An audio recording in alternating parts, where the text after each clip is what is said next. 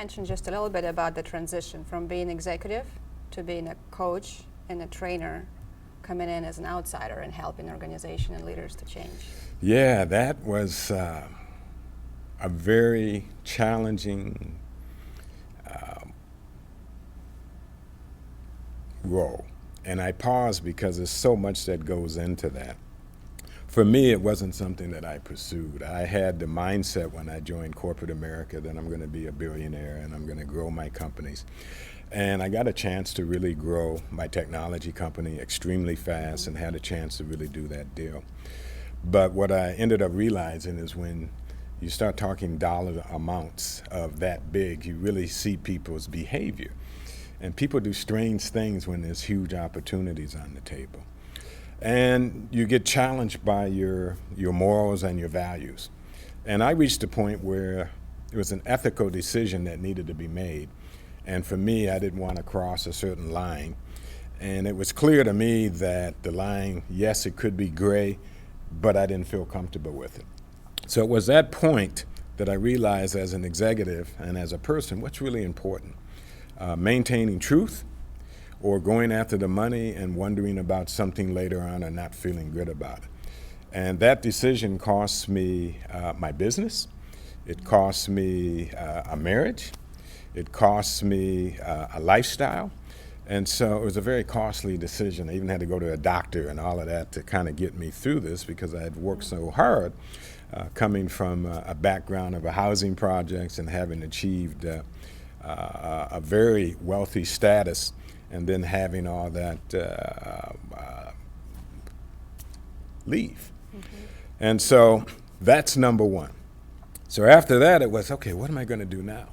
So that's when I went into a nonprofit organization to see what was going on there.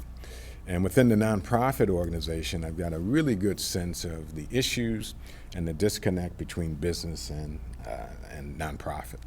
But I also saw that the nonprofit also is an industry. And so with that, I poured back and I left the nonprofit environment because I really felt every nonprofit should be working itself out of business if it's working to really help the people of the community. So I walked away from that opportunity and thought, okay, let me go back into tech. So I started banging on tech's door, and all of a sudden, after helping these companies with goo gobs of money, millions, if not even billions of dollars that I contributed and helped generate, I couldn't get back in. Kept pounding. So then I came back and I thought, well, what's going on here? So that's when I did research and did research on the market, and I learned a bit about that. And the research said there's a fundamental shift that's going on in the marketplace. And I just wasn't happy with the idea that it might have been my age, it might have been my race. I knew there had to be something more than just those two things. And the fundamental shift was the role that technology is having on shifting the job markets. And with AI, artificial intelligence, a lot of jobs are being displaced, and particularly the repetitive and the cognitive jobs, and we're going to see more of that happening. So with that awakening, I thought, I need to let the world know that if we don't prepare to reinvent ourselves and learn new skills, you're going to be out of a job. And then what are we going to do with all these people? So it's not about really scaring, it's about understanding how to shift and how to reinvent yourself. So it was going through that trajectory of experiences and evolution that helped me realize, you know what I've been through can become an asset and can help many other people. Fantastic.